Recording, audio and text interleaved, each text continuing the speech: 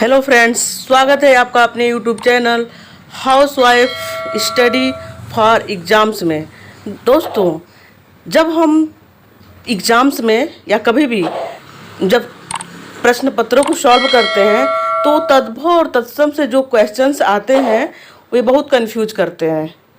हम पहचान नहीं पाते हैं कि कौन सा करेक्ट तद्भव शब्द है और कौन सा तत्सम शब्द है। तो जब इसके कुछ नियम हैं, अगर हमको पता चल जाता है तो तद्भव और तत्सम शब्दों को पहचानने में कभी भी हम गलती नहीं करेंगे।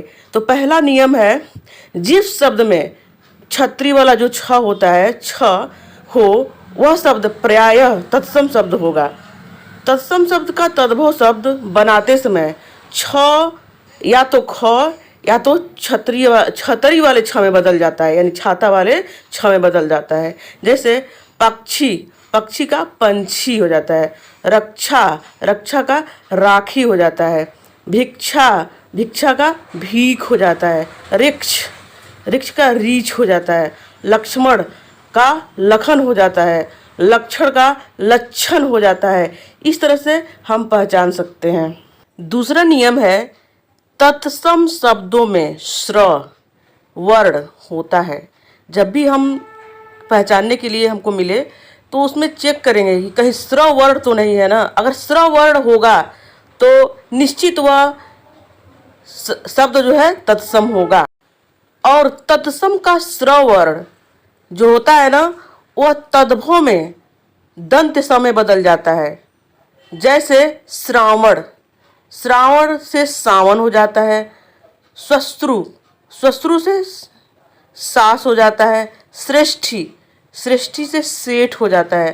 श्रृंगार, श्रृंगार से सिंगार हो जाता है। श्रृंग से सिंह हो जाता है। शिक्षा से सीख हो जाता है। तीसरे नियम में, तत्सम शब्दों में प्रयुक्त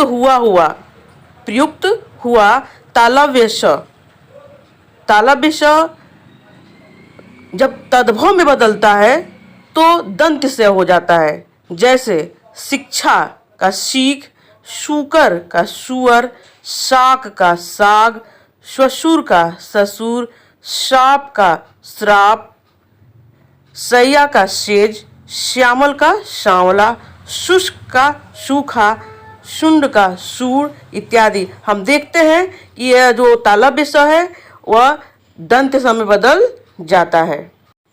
चौथा नियम है, तत्सम शब्दों में स वर्ण जो बड़ा स होता है, जो पेटकटा स होता है, का प्रयोग होता है। तत्सम शब्द में पेटकटा स का प्रयोग होता है।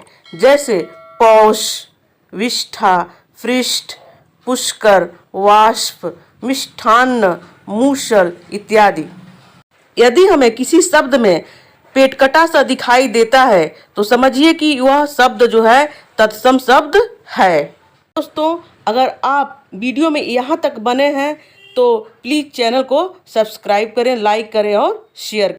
तत्सम तद्भव को पहचानने का पांचवा रूल और ट्रिक ये है कि तत्सम शब्दों में वह वर्ण का प्रयोग होता है और वह वर्ण जब तद्भव शब्द में बदलता है तो वह का ब हो जाता है। जैसे वानर का बंदर, वज्रांग का बजरंग, वणिक का बनिया, वत्स का बच्चा, वत्स का बछड़ा, वधु का बहू, वट का बड़, वृद्ध का बुढ़ा, वर यात्रा का वरात हो जाता है।